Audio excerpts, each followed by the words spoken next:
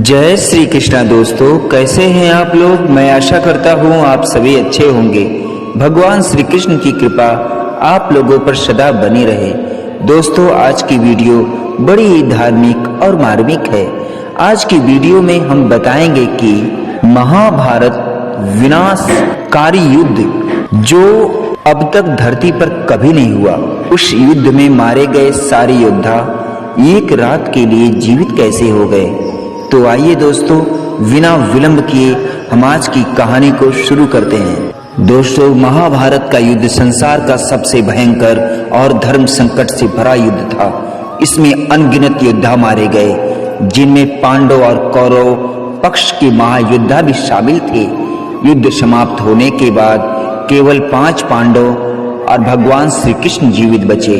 लेकिन इस भीषण युद्ध के बाद कौरव और पांडव के परिवारों, गुरुजनों और सैनिकों की आत्माएं अशांत थी। युद्ध समाप्ति के बाद पांडवों ने धर्म की मर्यादा का पालन करते हुए गंगा नदी के तट पर सभी मारे गए योद्धाओं की आत्माओं की शांति के लिए तर्पण और श्रद्धा का आयोजन किया।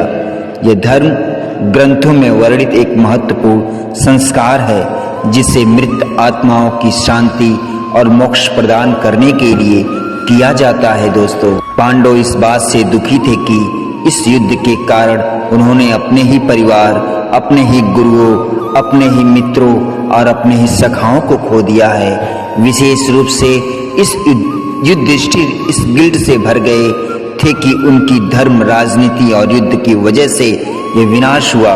उन्होंने श्री कृष्ण से मार्गदर्शन मांगा। कहा, हे केशव, हमें कुछ समझ में नहीं आ रहा है। हमारे ही कारण न जाने कितने अनगिनत हमारे बांधु बांधव सखा सभी मारे गए। आप हमें कृपा करके मार्गदर्शन बताएं। तब भगवान श्री कृष्ण मुस्कुराए और बोले, हे पांडव, मैं तुम्हें जो सलाह दे रहा हूँ उसे ध्यान पूर्वक सुनो। भगवान श्री कृष्ण ने पांडवों को सलाह दी कि वे सभी योद्धाओं के लिए तर्पण और श्रद्धा करें, ताकि उनकी आत्माओं को शांति मिले। गंगा नदी को सभी पवित्र नदियों की जननी माना गया है और वहां तर्पण करने से आत्माओं को मुक्ति प्राप्त होती है। भगवान श्री कृष्ण की बात सुनकर सभी लोग श्रद्धा के आयोजन के दौरान भगवान श्री कृष्ण ने अपने दिव्य योग बल से सभी योद्धाओं की आत्माओं को एक रात के लिए पुनः जीवित कर दिया। इस दिव्य घटना का उद्देश्य यह था कि उन सभी आत्माओं को शांति और संतोष प्राप्त हो सके और वे अपनी संतानों, परिवारों और परिजनों से मिलकर अपने अधूरे कर्मों का समाप्त कर सके, अपने अधूरे कर्मों को समापन कर सके।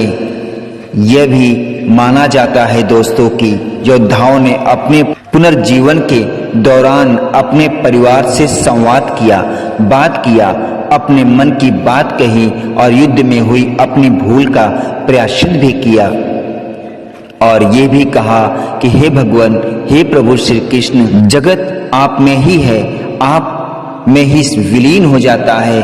प्रभु, अगर हमसे कोई गलती हुई हो तो हमें माफ कर देना, ताकि हमारी आत्माओं को आसानी से मुक्ति मिल जाए। भगवान श्री कृष्ण मुस्कुराए और उन्हें आशीर्वाद दिए। दोस्तों, महाभारत के युद्ध ने यह सिखाया कि हर कर्म का फल अवश्य मिलता है, चाहे वो अच्छा हो या बुरा। तर्पण और श्रद्धा जैसे संस्कार हमें सिखाते हैं कि हमारे पूर्वजों और संबंधियों की आत्मा की शांति के लिए हमारा कर्तव्य है। यह कथा यह बताती है दोस्तों कि मृत्यु के बाद भी यदि धर्म और कर्म सही हो तो आत्मा को शांति और मोक्ष प्राप्त हो सकता है। दोस्तों, पुनर्जीवन ने पांडवों को आत्मा की शांति का एहसास कराया और उन्हें युद्ध के दोष से मुक्त किया।